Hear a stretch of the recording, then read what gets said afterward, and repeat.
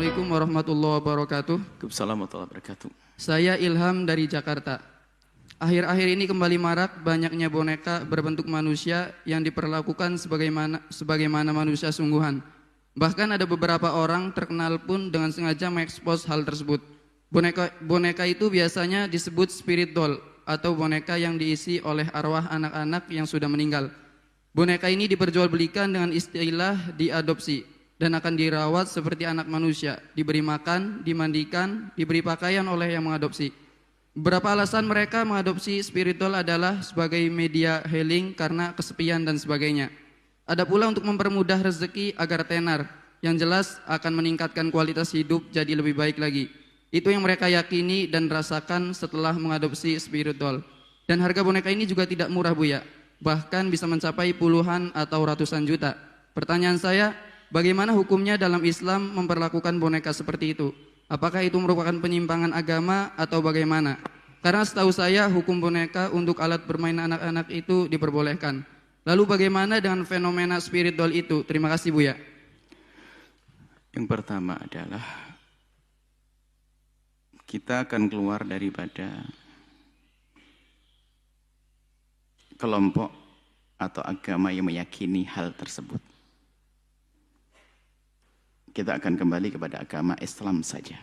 Jadi mohon maaf karena kita tidak ingin menodai keyakinan, maksudnya merendahkan atau menodai keyakinan atau merendahkan. Karena kita tidak tahu apakah ini sebuah keyakinan di agama tertentu. Karena ada agama yang juga menyembah patung, menyembah berhala, bahkan menjadikan boneka sebagai sesembahan. Terlepas dari itu. Maka ini kami akan bicara dalam keluarga muslim. Anda seorang muslim. Anda seorang muslim. Urusan boneka, bagi orang dewasa tidak ada perbedaan pendapat. Boneka dalam bentuk manusia. Kalau Anda di rumah punya untuk Anda yang dewasa, kalau Anda beli untuk yang dewasa nggak boleh. Adapun jika untuk anak-anak kecil, di situ ada khilaf untuk anak kecil. Ini masalah hukum boneka. Itu adalah tanpa embel-embel spirit doll dan yang lainnya. Hanya sekedar boneka. Maka kalau seorang suami memberikan hadiah kepada istrinya boneka, mohon lebih baik adalah sepeda motor kayak atau anting atau gelang, bukan boneka. Agar semakin berkah untuk tabungan. Anda beriman kan? Jangan masalah hidup ikut tren. Kalau ikut tren ya trennya baginda Nabi dong. Jangan ikut trennya orang. Masa dia memberi hadiah boneka saya ikut-ikutan. Kan kita punya keimanan, punya prinsip. Tapi jangan mencela kalau orang punya agama lain ya. Ini kita harus waspada betul dalam hal semacam ini. Tapi dalam Islam Anda bisa merubah itu semuanya. Jadi tidak diperkenankan. Kalau anak kecil pun ada khilaf di dalamnya. Baik.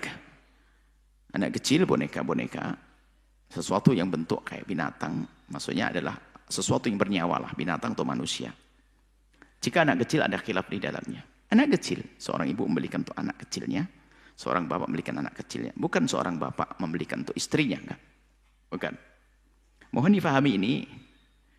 Dan mungkin ada di antara kita yang belum tahu. Kan Allah Maha Pengampun, wahai hamba Allah. Yang menjadi masalah adalah kesombongan kita. Jika Anda sudah tahu seperti ini, tinggal perlahan. Tinggal dipotong aja, mungkin bentuk jadi bantal atau bagaimana. Supaya tidak ada bentuk patungnya. Tidak bentuk binatang atau sesuatu yang bernyawa.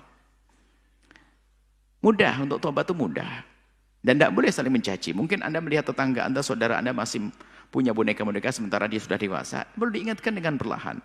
Permasalahan kita kan bukan permasalahan pembangkangan kepada syariat. Permasalahan kita bukan permasalahan nantang Allah. Semuanya takut kepada Allah, insya Allah.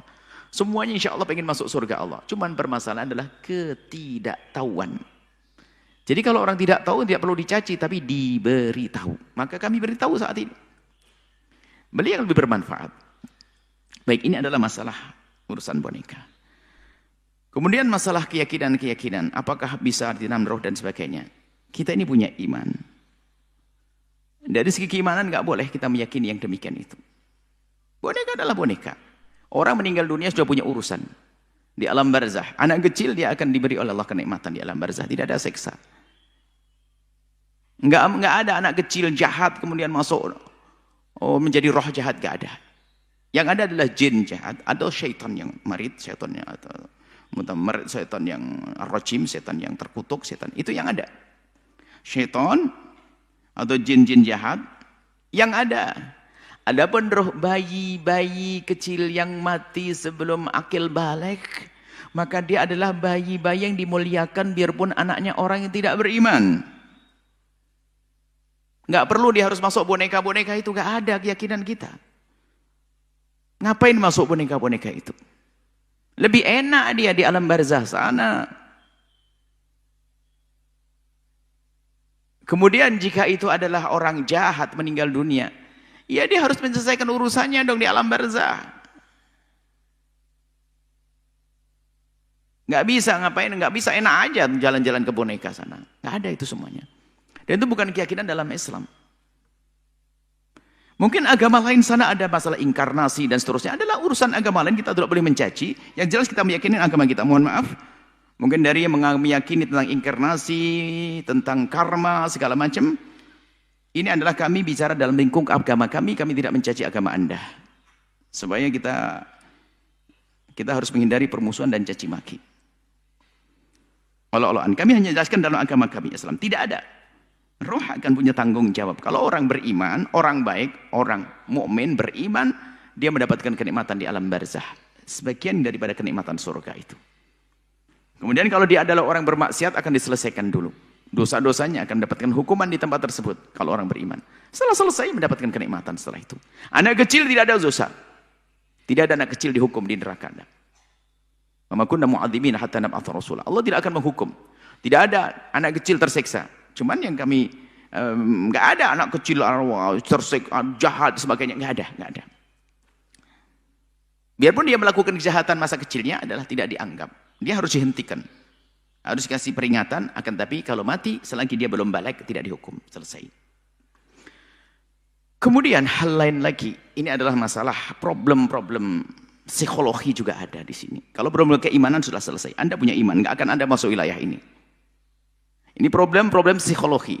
Beberapa waktu yang lalu kita dengar bahwasanya tahun 2020 230.000 atau berapa ya?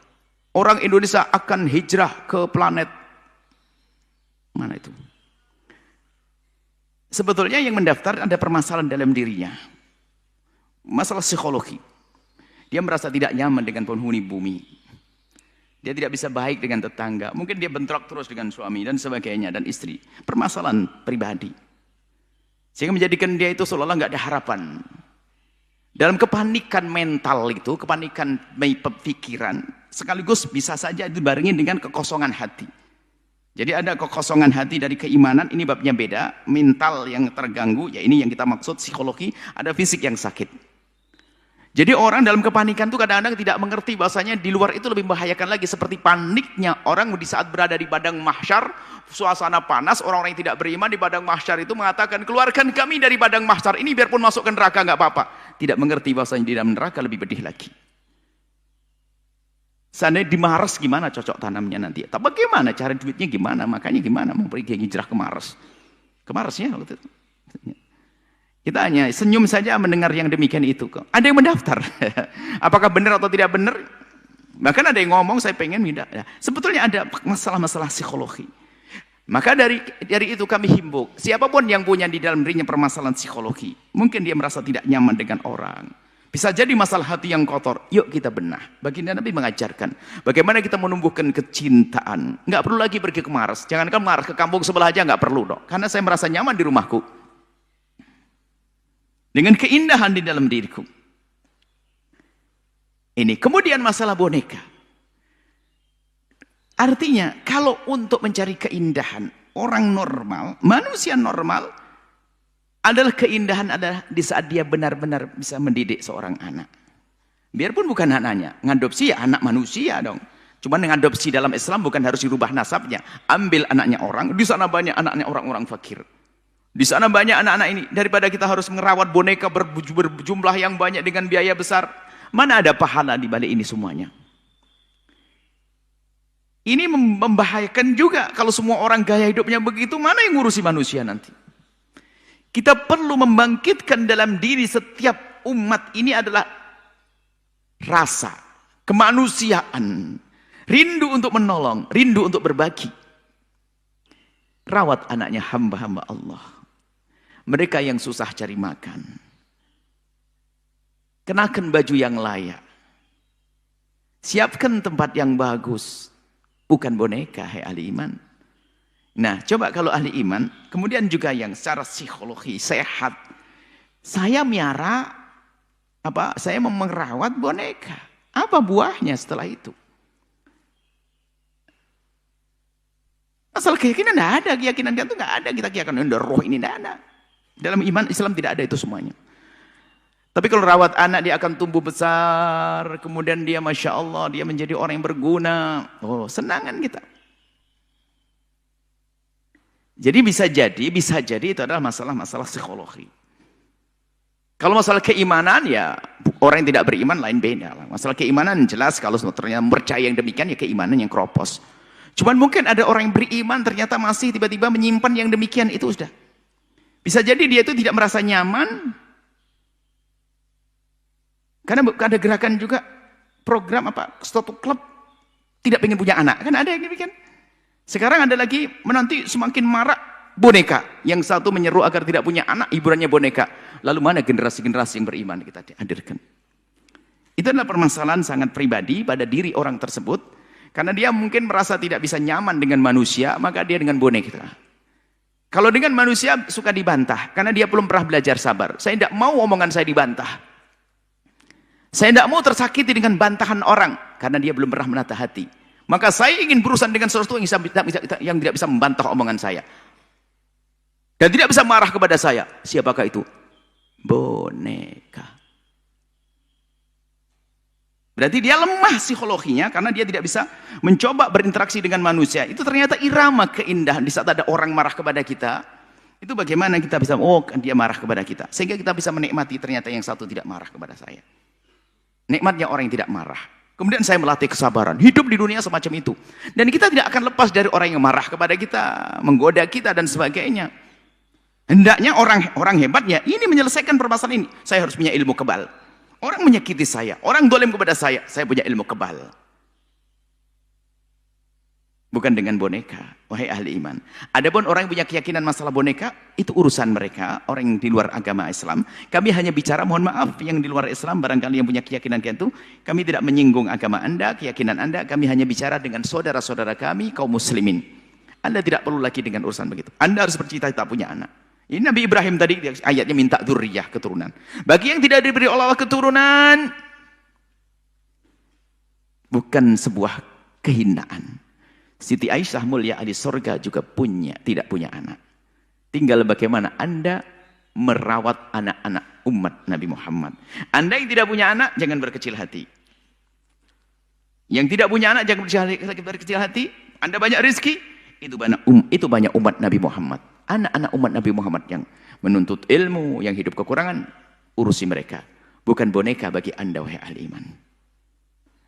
Bukan boneka bagi Anda, wahai ahli iman. Anak-anak manusia. Ini loh kemanusiaan yang perlu dibangkitkan ini. Kesadaran untuk menolong, untuk berjuang demi kemanusiaan ini yang perlu kita bangkitkan. Ya, semoga Allah memberikan petunjuk.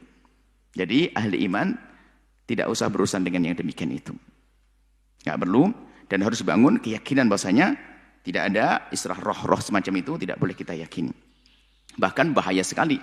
Bahkan itu sangat membahayakan iman, bahkan bisa jadi menjadi sebab kita keluar dari wilayah iman.